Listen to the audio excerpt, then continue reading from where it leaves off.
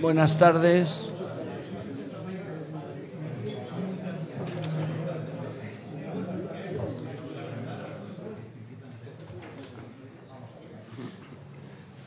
Buenas tardes. Buenas tardes y bienvenidos a la Real Academia de Ingeniería, a la presentación del libro Ingeniería, la forja del mundo artificial, que ha escrito nuestro compañero académico Javier Aracil. El acto consiste en 3 intervenciones. Yo voy a ser el simple introductor de las mismas y comienzo dando la palabra al profesor Tortella, que es doctor en Derecho por la Universidad Complutense de Madrid y doctor en Economía por la Universidad de Wisconsin en Estados Unidos. Ha sido profesor en diversas universidades de Estados Unidos y latinoamericanas y es actualmente catedrático emérito de Historia e Instituciones Económicas de la Universidad de Alcalá de Henares. Es doctor honoris causa por la Universidad de Alicante y miembro del Colegio Libre de Méritos. Ha escrito innumerables obras. Entre sus libros recientes figuran Cataluña en España, Historia y Mito, en 2016, El desarrollo de la España contemporánea, Historia económica de los siglos XIX y XX, que ha sido traducido al inglés en Harvard, y Los orígenes del siglo XXI, un ensayo de historia social y económica contemporánea. Algunas de estas obras las ha realizado con la profesora Clara Eugenia Núñez. Es una de nuestras principales figuras en historia económica y es un honor para esta academia que comience las intervenciones el profesor Tortella. Tiene la palabra. Muchas gracias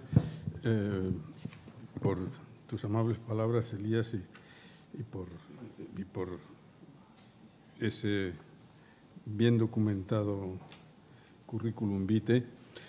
Para mí es un placer y un honor, pues lo ha sido el prologar el libro de Javier Aracil y lo es de nuevo el presentarlo ante un distinguido público como el que está aquí reunido esta tarde.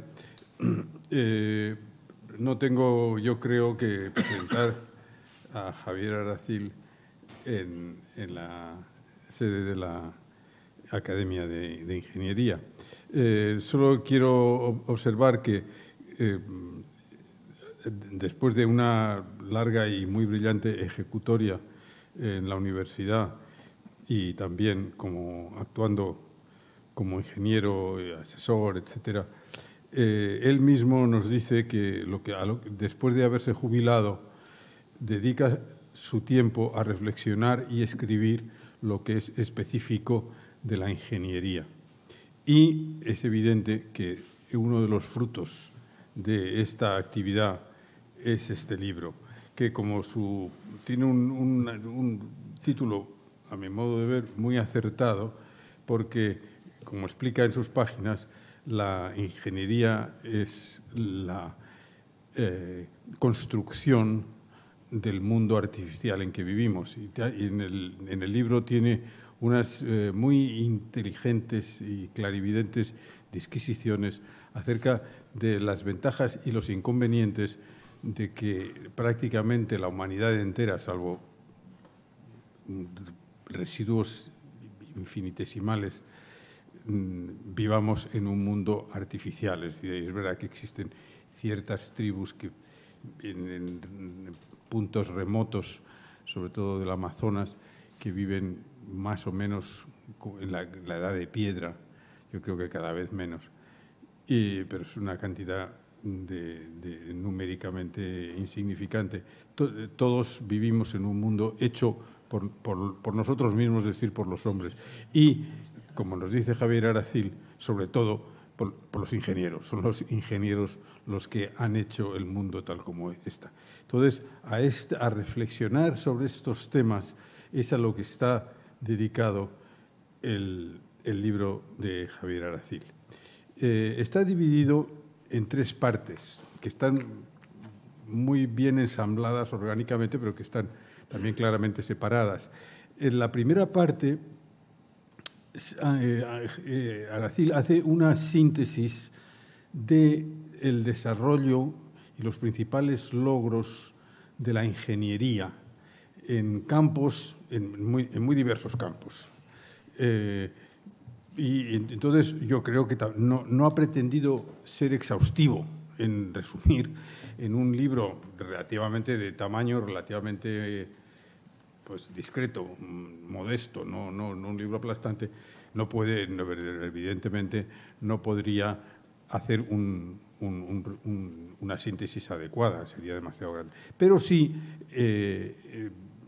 habla de logros ingenieriles que son, por una parte, muy importantes y, por otra parte, que él conoce muy bien y que él puede narrarlos de una manera que al lector le resultan muy instructivos y, además, muy amenos de lectura.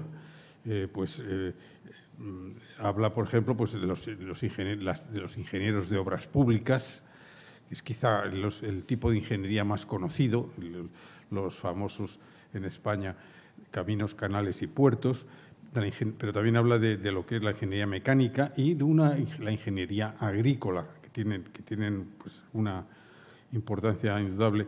Después habla de la ingeniería eléctrica, de la ingeniería química, colorantes, explosivos, fertilizantes, fibras, etcétera. Nos habla de la aviación y de los logros de la aviación, nos habla de los logros de la cibernética y de las máquinas de calcular, de las sutiles relaciones de muchas de estas ramas con la ciencia militar y especialmente con la artillería, que es una cosa muy apasionante. Es bien sabido, quizá lo comente un poco después, que la ingeniería está muy relacionada con la guerra.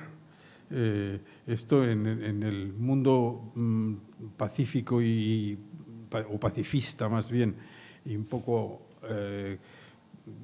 antiviolencia, pues da un poco la impresión de que decir esto pues impregna un poco de culpabilidad a la actividad ingenieril. Hay que darse cuenta de que no es solo la actividad ingenieril, sino la ciencia en su conjunto debe mucho a las necesidades militares. Y está en la cabeza de todos hay muchísimos ejemplos de hasta qué punto las necesidades militares han desarrollado la ciencia y la técnica, la actividad ingenieril. En la segunda parte del libro trata sobre todo del encaje de la ingeniería en la sociedad y en la ciencia. Y este es quizá uno de los temas, sobre todo en la relación de la ingeniería con la ciencia, es quizá el principal tema que se toca en esta segunda parte.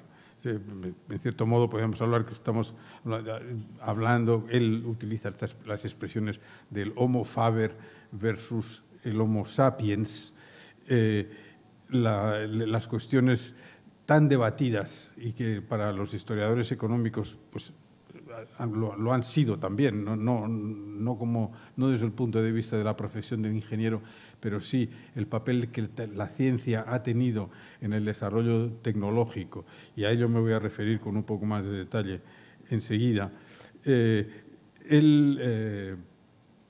Javier Aracil nos habla de lo que llama el modelo lineal, consistente, es un paradigma que yo creo que está en la mente de muchos de nosotros de una manera inconsciente acerca de la relación entre la ingeniería y la ciencia, y que es el pensar que la ciencia, los científicos que no investigan con fines aplicables, de aplicabilidad, sino que investigan simplemente por el puro saber, la pura curiosidad, son los que hacen ciencia, y que después esta ciencia se adapta para ser instrumentada o instrumentalizada por los ingenieros. La ingeniería, por lo tanto, sería por lo menos una rama, o quizá toda la rama, de la ciencia aplicada, y que, en cierto modo, el saber humano se desarrollaría de esta manera lineal, es decir, la investigación científica y después la aplicación de esta investigación científica, que es lo que hacen los ingenieros. Esto este modelo lineal, debo decir que a Javier Aracil, ni a mí tampoco, le convence mucho. Las cosas son más complicadas que esas, y la distinción entre ciencia pura y ciencia aplicada y técnica, pues está bien desde un punto de vista, como diría yo, pues heurístico. Es decir, pues si se trata de hacer una división del saber científico, pues puede tener interés, pero el creerse que así es como se ha desarrollado la ciencia y la ingeniería, pues es falso. Es decir, hay muchísimos ejemplos que muestran que primero ha habido los desarrollos aplicados ingenieriles y que después la ciencia ha intentado explicar esos desarrollos. Entonces, pues voy a dar unos ejemplos muy claros que probablemente de todos conocidos, pero vamos, quizá el más simple y el más antiguo es el del teorema de Pitágoras. Cuando Pitágoras demuestra el teorema, yo creo que a sus contemporáneos dirían, pues vaya una cosa, lo sabían mis padres, mis abuelos y mis tatarabuelos. El hecho de que los cuadrados de los catetos sean iguales al cuadrado de la hipotenusa era conocido en el Egipto de los faraones. Se utilizaba en la agrimensura, pues siempre que se podía, siempre que había una manera de triangular, hacer un triángulo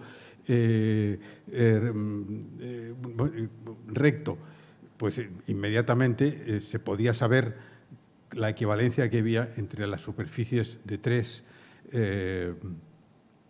fincas o de lo que fuera. Esto se sabía. Lo que hizo Pitágoras al cabo de mucho tiempo es demostrar geométricamente que esto tenía que ser así siempre y por qué era así, cosa que estudiamos en el bachillerato todos. Pero aquí la ciencia es un caso y que fue muy por detrás de lo que la técnica conocía desde hacía mucho tiempo. Otro ejemplo al que yo me refiero en el prólogo es el caso de la máquina de vapor.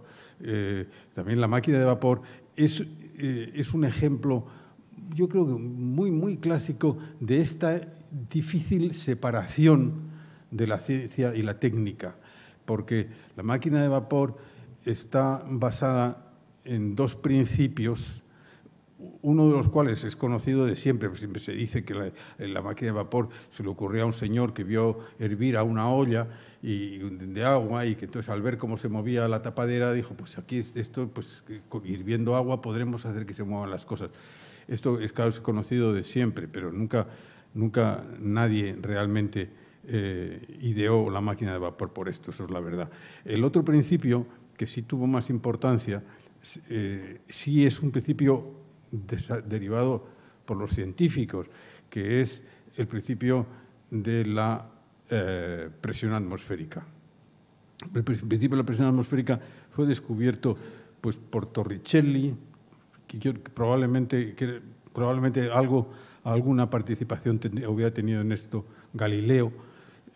Torricelli era discípulo suyo, y más tarde, no mucho más tarde, de Guericke, un científico alemán, pues hizo el famoso experimento de las dos esferas vacías, el vacío entre las dos esferas, y demostró que dos caballos tirando de las esferas no podían separarlas porque había un vacío dentro. Entonces era evidente que la presión atmosférica actuaba de afuera a adentro porque había este vacío. Entonces, el experimento de Guericke, con lo que tienen siempre estos experimentos espectaculares, pues puso a pensar a mucha gente, y entonces empezó a popularizarse entre científicos la idea de que haciendo vacíos se podría conseguir pues energía.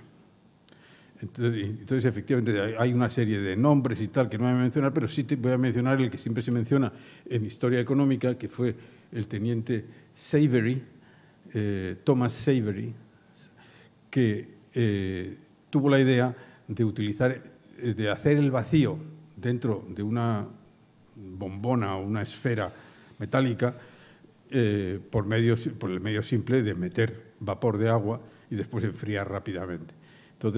Entonces, al hacerse este vacío, pues una tubería conectada con esta esfera absorbía agua. Es decir, él lo utilizaba para desaguar minas, como una bomba. Le llamó además bomba de fuego. Era un sistema tosquísimo, como puede verse, pero en fin, aquí fue un caso de aplicación de un principio científico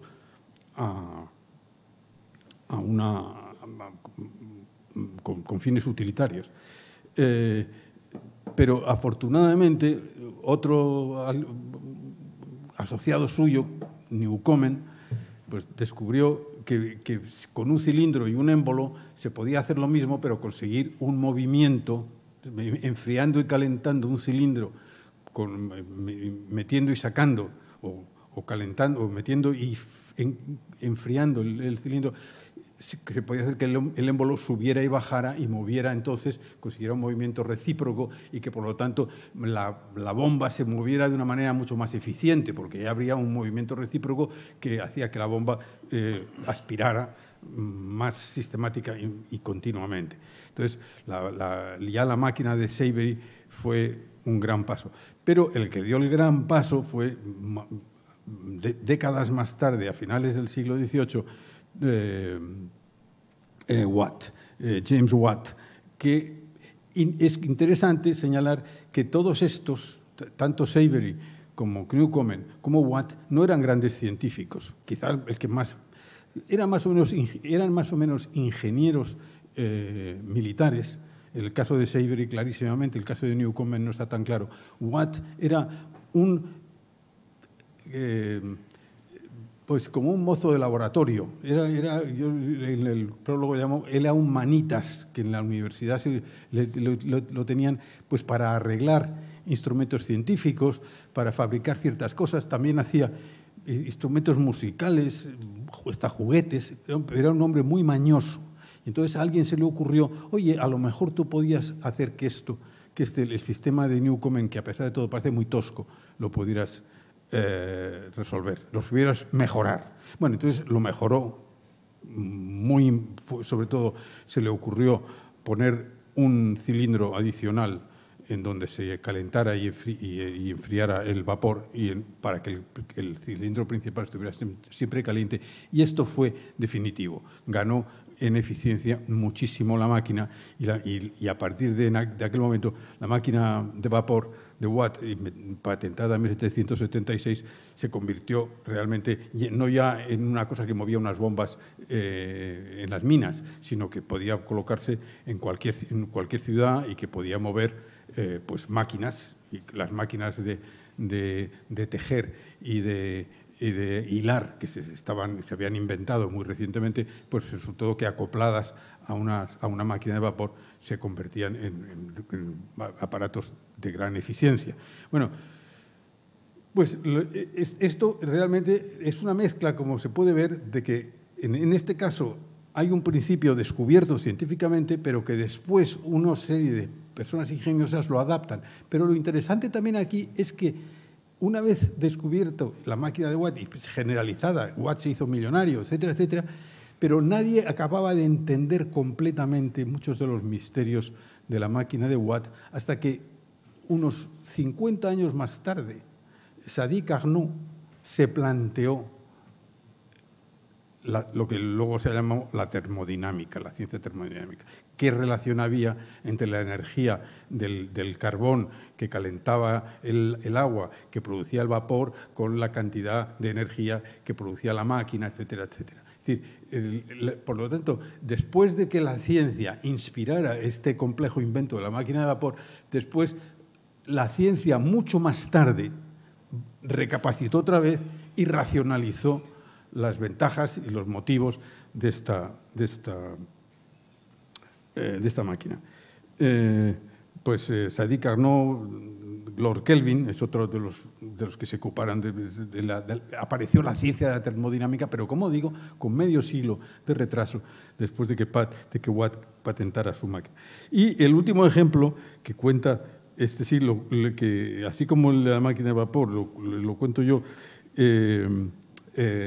Javier Aracil nos cuenta el caso tan interesante del avión de los hermanos Wright, que eso sí que eran fabricantes de bicicletas, de modo que aquí no había, es decir, no eran científicos de ningún concepto ni tenían ninguna relación con la universidad. Sin embargo, su tesón por fabricar un aparato que volara, y pues al final lo consiguió. Pero una vez que el Flyer, el avión de los hermanos Wright, se despegó y empezó a moverse y se convirtió en una realidad, después tampoco los hermanos Wright ni nadie podían entender exactamente cuáles eran las relaciones del avión y el aire, y por qué funcionaba como funcionaba, y qué problemas planteaba, etcétera. Y fue un ingeniero, un ingeniero de verdad, una persona que era ingeniera, no era fabricante de bicicletas como los hermanos Wright, el que razonó acerca de los misterios de un sólido surcando un fluido y produciendo pues, las acrobacias asombrosas para el momento de los hermanos, del avión de los hermanos Wright. Todo esto pues, me parece que son ilustraciones de esta relación tan compleja que hay entre ciencia y técnica y están destinados a combatir o discutir o refutar la teoría lineal. Es decir, no hay linealidad, es una relación muy compleja, como tampoco es muy claro la frontera entre los ingenieros y los científicos. También en el libro de Javier Aracil se dan muchos casos de personas educadas como científicos puros que acaban trabajando como ingenieros y, al contrario, de ingenieros que acaban trabajando como científicos puros. Y eso es uno de los muchos atractivos del libro de Javier. La tercera parte yo estoy aquí galopando a través del libro y dándoles a ustedes pues, un poco las cosas que me parecen más llamativas, pero por supuesto me estoy dejando cosas muy importantes y muy agradables de leer. La tercera está un poco dedicada precisamente a el mundo como consecuencia de la actividad ingenieril. Es verdad que, claro, volviendo a lo que decíamos al principio, vivimos en un mundo artificial, vivimos en un mundo hecho por nosotros. Es decir, sería para cualquiera de los que estamos aquí y cualquiera de los que viven en Madrid, cualquiera de los que viven en España, en Europa, si de repente se nos abandonara en un desierto o en una selva a nuestros propios medios y encima, como debía ser, desnudos, pues lo más probable es que nos muriéramos en una cuestión de muy poco tiempo.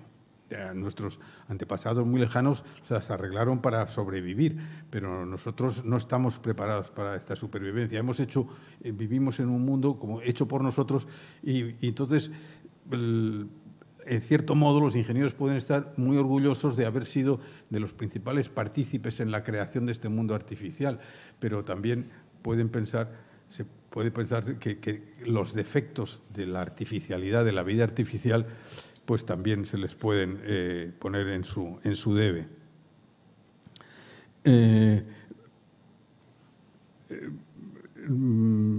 Tiene un capítulo muy interesante en donde narra la fundación de las modernas escuelas de ingeniería, porque claro, la actividad ingenieril ahora se encuentra formalizada, como casi todo, es decir, todo el fenómeno universitario y académico, pues es un fenómeno del mundo contemporáneo, que las universidades sean medievales, pero en fin, lo que conocemos, las universidades y la enseñanza superior tal como la conocemos, es realmente producto del finales del siglo XVIII en adelante.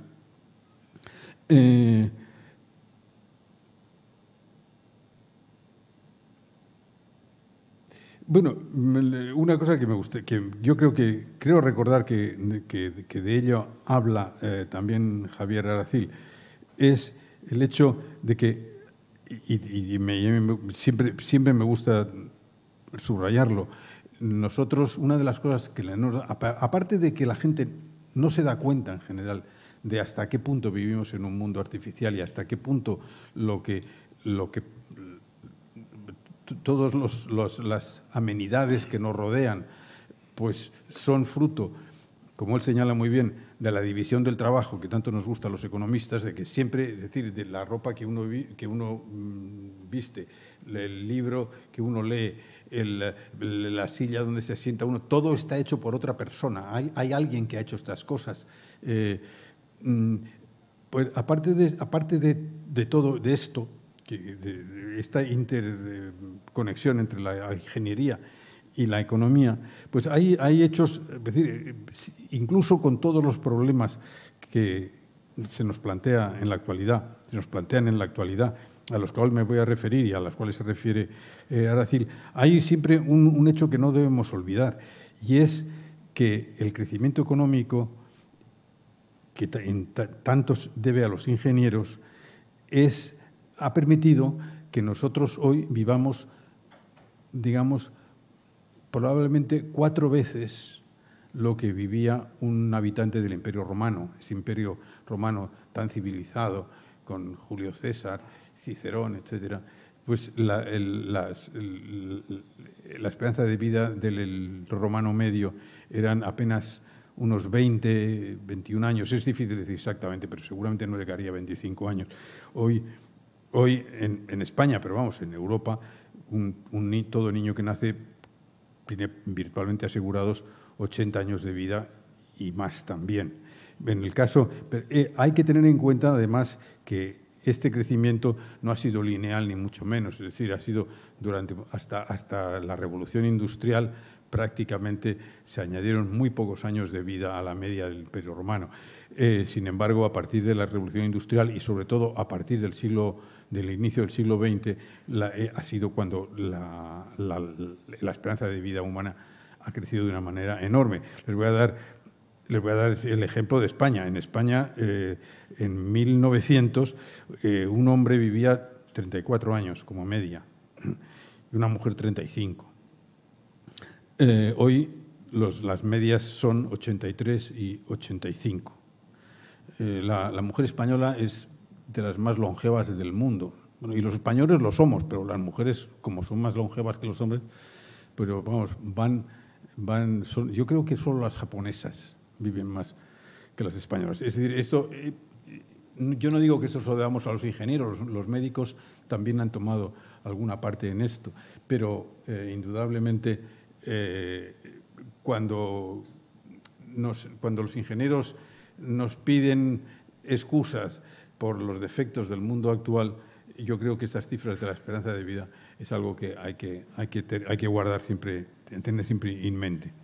Pero, sin embargo, Javier Aracil, con muy buen sentido y con el equilibrio que le caracteriza, pues se da cuenta de que hay serios problemas, y yo voy a mencionar dos de de los que más habla en los capítulos finales del libro. Son, por una parte, el problema de la igualdad, del que tanto se habla.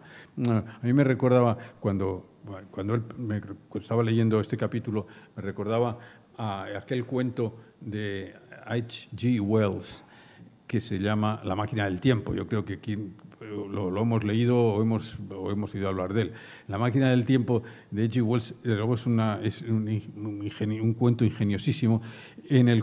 Hay un momento en que en los viajeros del tiempo llegan a una sociedad en que hay una división total social. Es decir, por una parte hay los privilegiados que viven en una especie de paraíso terrenal y después hay unos esclavos extraños que viven en subterráneos y que son los que permiten que ese paraíso sea tan perfecto. Y son unos seres que viven en unos túneles y que prácticamente no se los ve, y que cuando los Eloi, que es como se llaman los privilegiados, ven a uno de lejos, salen corriendo asustados. Bueno, esta visión de pesadilla de un futuro desigualitario totalmente, pues es una de las... Nos lo evoca brevemente Javier Aracil, diciendo que, claro, que así como, eso es de mi cosecha, así como en general las sociedades modernas son mucho más igualitarias que las premodernas, eso clarísimamente, eso es lo que se conoce como la curva de Kuznets, que es uno de los grandes de la historia económica,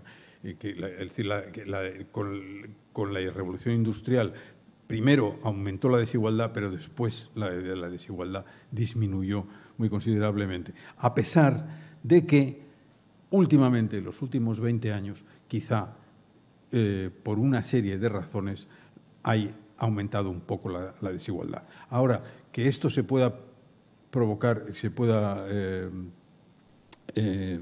prolongar en el futuro, se puede elevar al futuro, es una cosa extraordinariamente discutible. Sí, es verdad, sin embargo, que en una sociedad tan tecnificada y que va a estar cada vez más tecnificada, es muy posible que los que sean capaces de dominar las técnicas, y eso ya ocurre un poco, una estratificación por capital humano o por educación en la sociedad actual, eso no cabe la menor duda, pues es posible que se exagerara. De todas maneras, lo que nos enseña la historia económica a largo plazo es que las sociedades se adaptan, y porque, es decir, en los 2 siglos de tremendo desarrollo tecnológico, incluida principios de la robotización que hemos vivido, pues siempre ha habido gente que ha anunciado que esto va a causar una desigualdad bárbara, pero a largo plazo la sociedad se ha adaptado y no ha aumentado la desigualdad, como decía. Por tanto, es un problema muy interesante que Aracil nos plantea. El otro también es un problema bien conocido, que es el agotamiento de los recursos. Y no solo, por una parte, el agotamiento de los recursos, que siempre hay optimistas que dicen, sí, pero siempre se inventará otra cosa y una mejor utilización. Es posible, pero de todas maneras el problema está ahí. Y también no solo esto, sino lo que es la contaminación, o como se quiera llamar, no tanto el agotamiento de los recursos, cuanto la destrucción del medio ambiente por los mecanismos pues, que son bien conocidos. Hay desde el calentamiento del planeta, que afecta al clima, que afecta, y que el clima, que a su vez hay mucho peligro de que esto se retroalimente, y que no vamos a entrar aquí en todos estos detalles. Y después también la polución. Es decir, estos inventos que a la larga, que a la corta parecen muy útiles, como los clorofluorocarbonos estos, pero que destrozan la capa de ozono, o los plásticos, que son tan magníficos para utilizarlos, pero que después son imposibles de hacer desaparecer y que realmente también agreden a la naturaleza y indirectamente a nosotros, la emisión de residuos por la combustión, los residuos nucleares, etc. Yo termino preguntando, ¿es un mea culpa que entona Javier Aracil? Si es así, yo le diré que si hay culpables de todo esto, no son solo los ingenieros, somos todos los que no somos ingenieros también, es la sociedad en su conjunto. Es no castigando o penalizando o culpabilizando a los ingenieros no vamos a ir a ninguna parte. Tenemos que mirarnos a nosotros por dentro y ver si somos culpables de todo esto. Bueno, como ven ustedes, el libro es fascinante y le felicito a la Academia y felicito sobre todo a Javier por haberlo producido. Muchas gracias.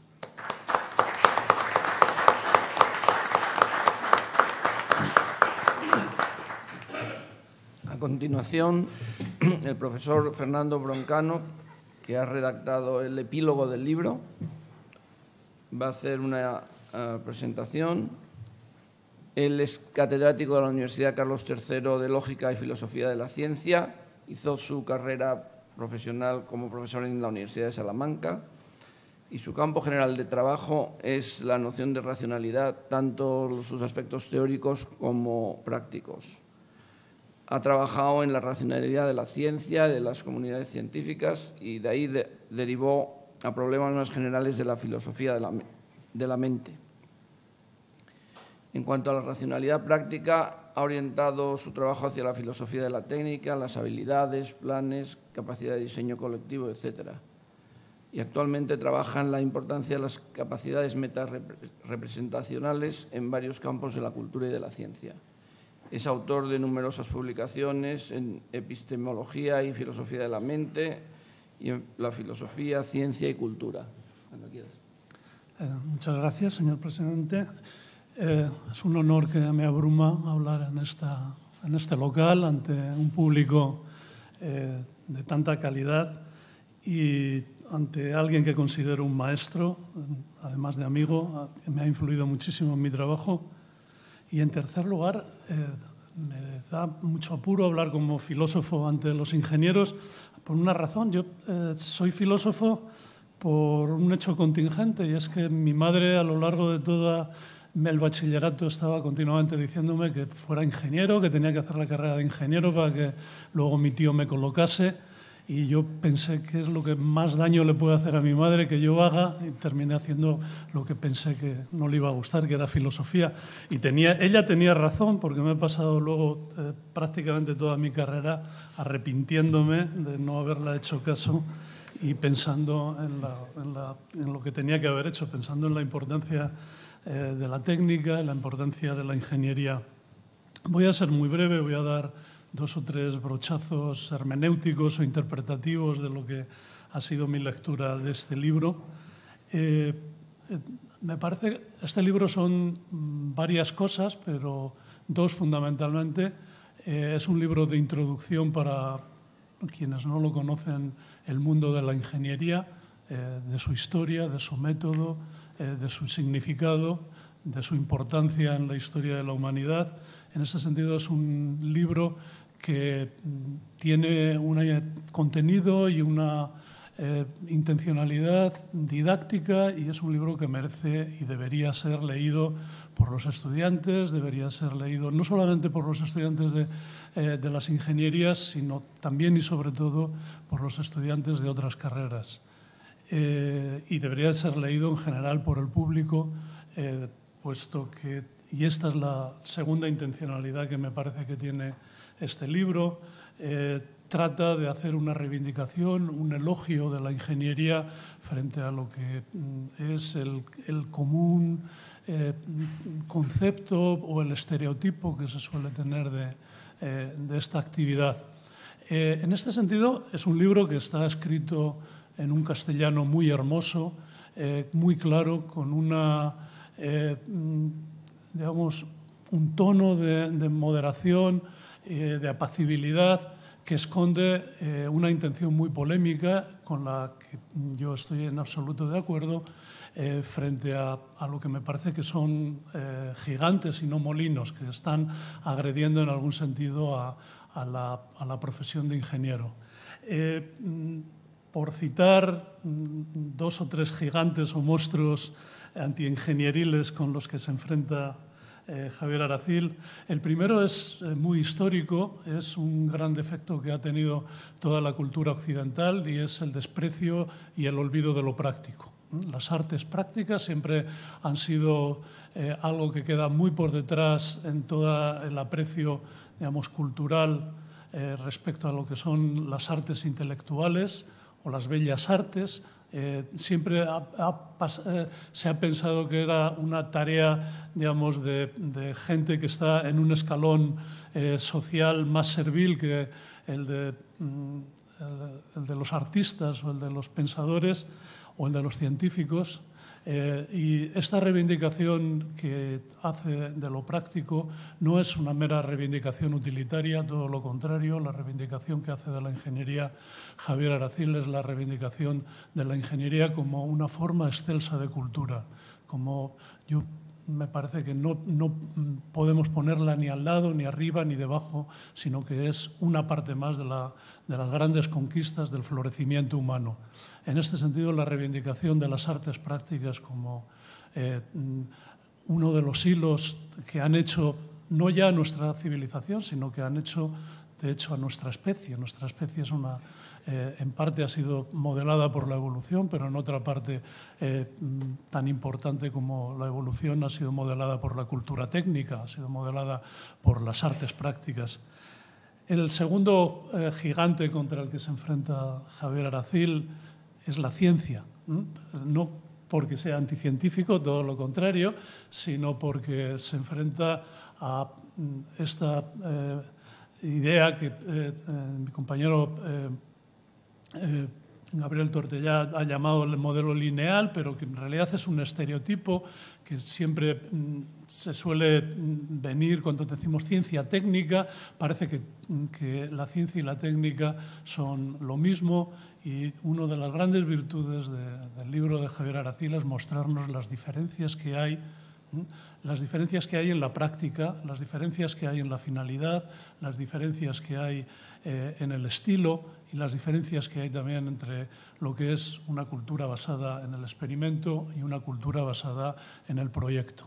En este sentido, me parece que insistir en las diferencias que hay no es insistir en que haya algún desdoro contra la ciencia o alguna reivindicación de la ingeniería contra la ciencia, sino es simplemente mostrar las diferencias que hay, mostrar que son culturas distintas, que no se puede hablar de cultura de letras y cultura de ciencias, que la ingeniería es otro tipo, es la tercera cultura, probablemente tenga tanto de ciencias como de letras, tanto de arte como de física o de química.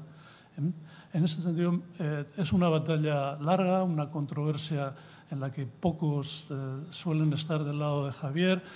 Yo siento mucho orgullo de estar de su lado en este punto. De hecho, cuando empecé a trabajar y cuando le conocí era porque con otros compañeros que ahora también son amigos mutuos trabajábamos sobre su libro de teoría de sistemas, porque nos parecía que era un libro de filosofía y de hecho lo es un libro de filosofía no de la ciencia, sino un libro de filosofía de la cultura.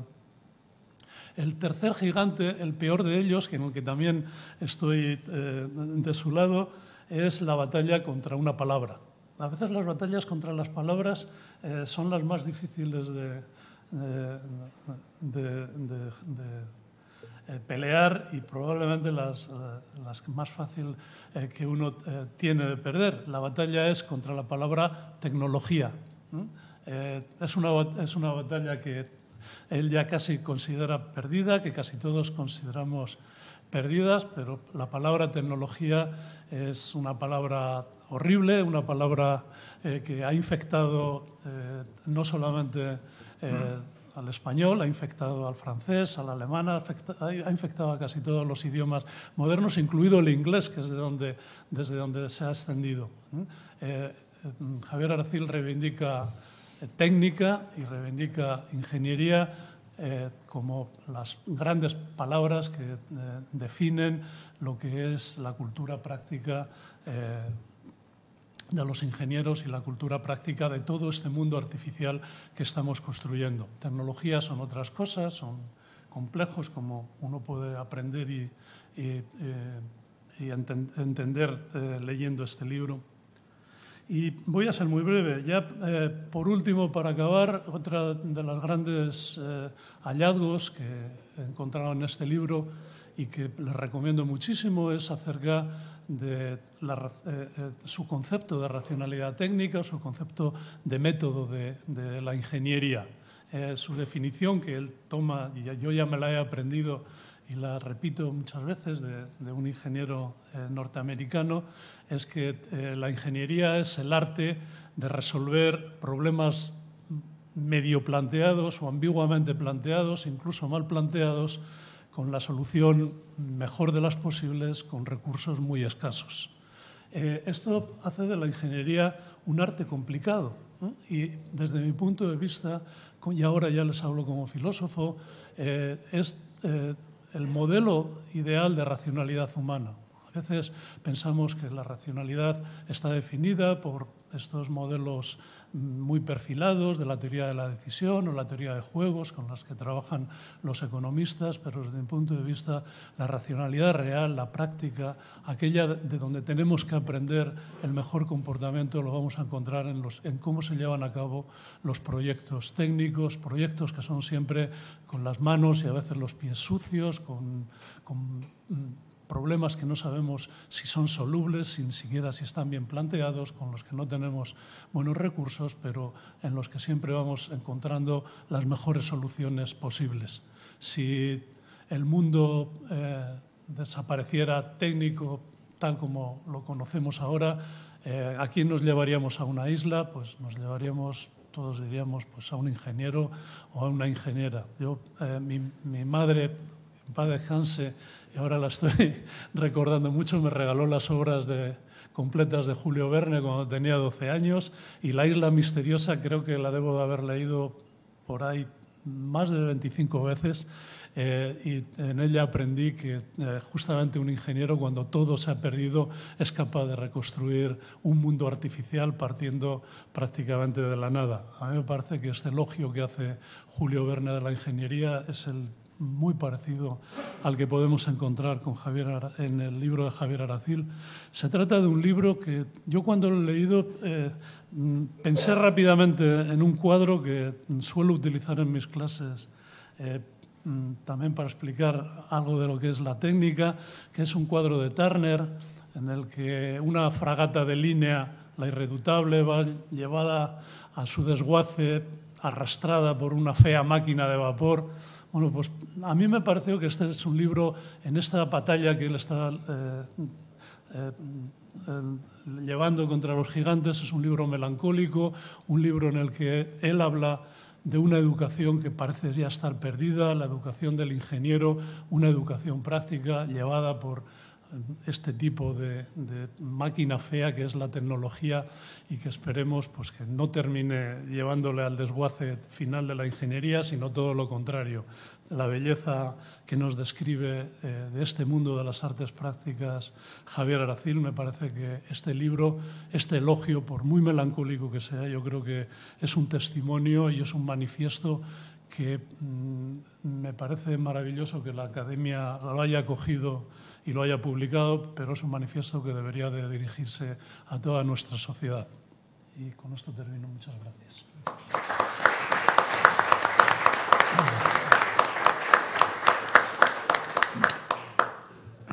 Y finalmente interviene el autor de la obra, Javier Aracil, que es académico numerario de esta Real Academia y catedrático emérito de la Escuela Superior de Ingeniería de la Universidad de Sevilla.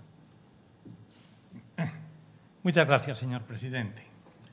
Me corresponde ahora concluir ese turno de intervenciones para que lo primero que voy a hacer, como es natural, es agradecer a los dos ponentes que me han precedido por sus palabras, dictadas sin duda por su benevolencia y por la amistad que me une a ellos.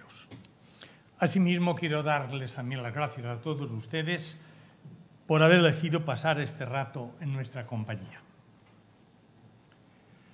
Se dice que uno escribe los libros que en algún momento ha echado en falta. Y esto es precisamente lo que sucede con este. Hace ya casi 40 años me vi de director de una escuela de ingenieros, la de Sevilla, que acababa de incorporarse a la Universidad de Sevilla, lo cual entonces era un hecho absolutamente insólito. Las escuelas hasta entonces habían vivido ajenas al sistema universitario y entonces se preconizaba que, no se preconizaba, sino se ordenaba, que las escuelas pasasen al sistema universitario. Algunas comunidades tuvieron la fortuna de propiciar universidades politécnicas. Sevilla no tuvo esa fortuna y nos vimos inmersos en una universidad que desconocía lo que era la ingeniería. Yo, de joven, había tenido una formación muy científica. Durante mi adolescencia había sentido una profunda inclinación por la ciencia, especial por las matemáticas y por la física. Esto es algo que comparto con una gran cantidad de ingenieros. Y si estudié para ingeniero, no fue por una razón vocacional, sino que influyó en ello mucho más unas razones circunstanciales de época en la que, estoy hablando de mediados de los años 50 del siglo pasado, en la que estudiar ingeniero era un reto y además se consideraba que estas escuelas tenían un gran prestigio. Esto me llevó a mí a una escuela de ingenieros y de hecho durante mucho tiempo conservé esa querencia a favor de la ciencia y me sentía muy cómodo cuando estudiaba la carrera, incluso en los primeros años posteriores, cuando hacía mi tesis doctoral, en resaltar aquellos aspectos puramente científicos. De alguna manera había influido en mí, como se ha dicho ya anteriormente por los anteriores intervinientes, el modelo lineal. Se consideraba que, o yo consideraba que efectivamente lo que había era que saber ciencia y aplicarla correcta o incorrectamente, en fin, lo mejor posible a los casos concretos que se presentaban en la ingeniería. Pero el caso es que cuando sucedió el hecho que antes he comentado de la integración de la escuela en la Universidad de Sevilla, y que además a mí me correspondió en aquellos años dirigirla, pues en la universidad se daba una incomprensión al hecho de la especificidad de la ingeniería y se mantenía una versión adulterada del modelo lineal que lo reforzaba, en virtud de la cual los ingenieros en realidad éramos unas personas que teníamos puestos de trabajo muy buenos, teníamos un gran éxito social y tal, pero que lo que de verdad importaba en nuestra labor era la base científica de lo que hacíamos. Esto provocó en mí una reacción natural. Era el director de un centro al que veía que se le negaba su especificidad y desde entonces empecé a preocuparme por esto, por cuál era la especificidad del ingeniero. Y esa es, si quieren ustedes, la razón de este libro. La reflexión de estos 40 años sobre este tema desemboca en el libro que hoy se presenta y que trata de responder a algunas de las cuestiones que hay detrás de ello. Por ejemplo, por la experiencia adquirida, a pesar de mi posición inicial, pronto me di cuenta de que la relación entre la ciencia y la ingeniería era mucho más compleja de lo que a primera vista se pudiera ver. Que en todo caso puede que la ciencia fuese necesaria para la ingeniería, pero que nunca era suficiente. Que la brecha que había entre la necesidad y la suficiencia tenía que llenarla el arte del ingeniero.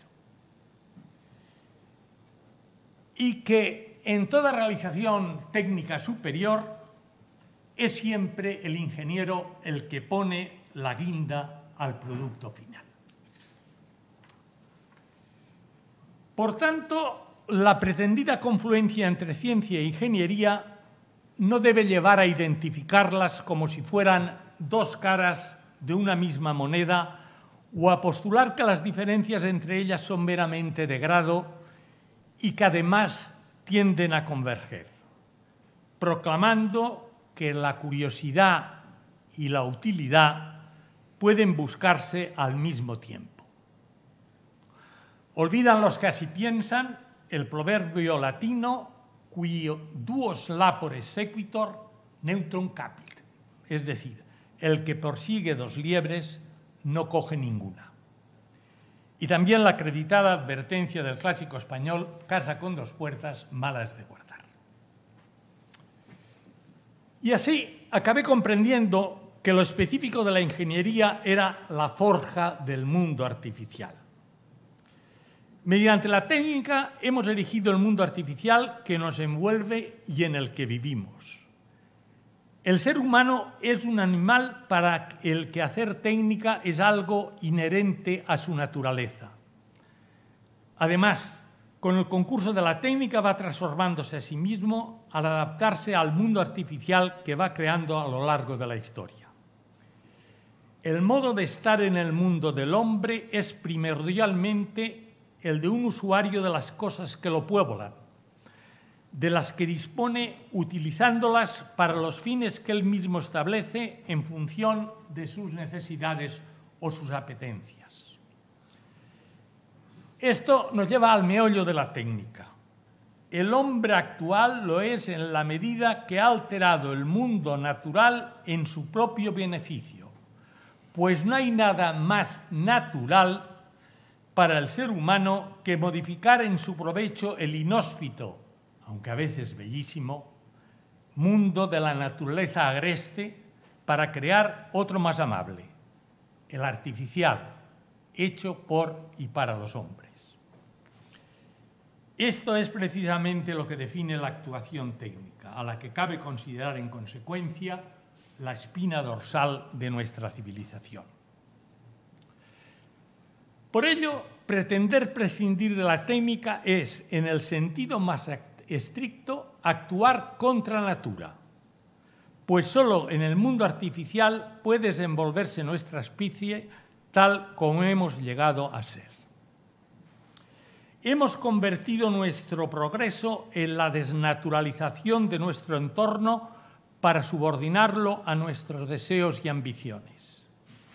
Y de esta manera, en nuestros días, estamos en un punto en que la cuestión estriba en cómo hacer que la transformación que la técnica está provocando en el mundo permita a nuestra especie mejorar sus posibilidades tanto de bienestar como de pervivencia, en cómo ser más eficientes en el uso de los limitados recursos disponibles, habida cuenta del alarmante volumen alcanzado por la población humana, en cómo conseguir un mundo sostenible, por usar un término de moda, aunque revestido de una indeleble ambigüedad.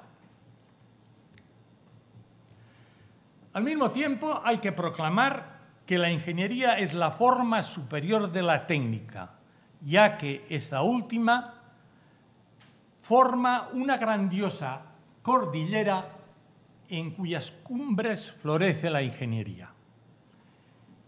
En efecto, los títulos de ingeniero se obtienen en escuelas técnicas superiores. Se comprende así que Ortega afirmara que la ingeniería es la forma superior de la técnica. En todo caso, los ingenieros formamos una extraña profesión. Como acabamos de recordar, tenemos un papel destacado entre los forjadores del mundo artificial. Tras casi todos los artificios que lo pueblan, cabe ver la mano de un ingeniero, pues han sido concebidos, construidos y están mantenidos en gran medida por nosotros en lo que constituye la médula de nuestra actuación profesional. Somos herederos directos de los que tallaron los productos líticos que se remontan a los primeros pasos dados por el género Homo sobre la Tierra. Hemos existido de una forma u otra en todas las civilizaciones y, sin embargo, al contrario de lo que ha sucedido con otras profesiones, como la medicina, no hemos alcanzado el rango de profesión plenamente asentada hasta épocas muy recientes. En este orden de cosas, creo que muchos de los problemas actuales de la ingeniería en nuestro país no son ajenos al tipo de cuestiones esbozadas en el libro y con el que se pretende contribuir al esclarecimiento de lo distintivo del peculiar modo de obrar de los ingenieros, como han sabido hacer con éxito, por su parte, profesionales como los médicos, los economistas y los mismos arquitectos, estos con raíces tan cercanas a las nuestras.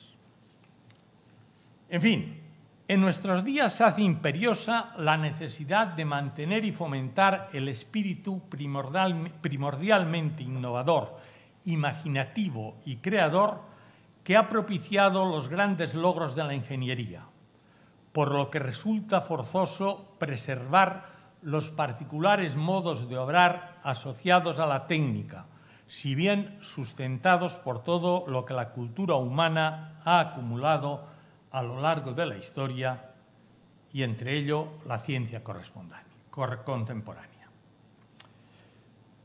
Antes de concluir, solo me falta añadir que este libro no pretende convencer a nadie de nada.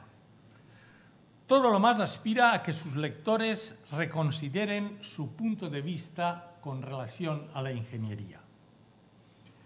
Alguna de sus afirmaciones resultará sin duda controvertida, pero con ella no se espera sino contribuir al necesario e inaplazable debate sobre la insuficientemente comprendida identidad del ingeniero, que tiene una participación crucial en la forja del mundo artificial en el que se desarrolla nuestra vida.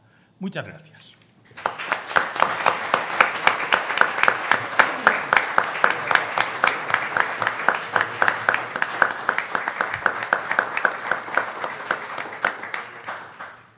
Agradeciéndoles su asistencia, se levanta la sesión. Tienen un libro a la salida, un ejemplar.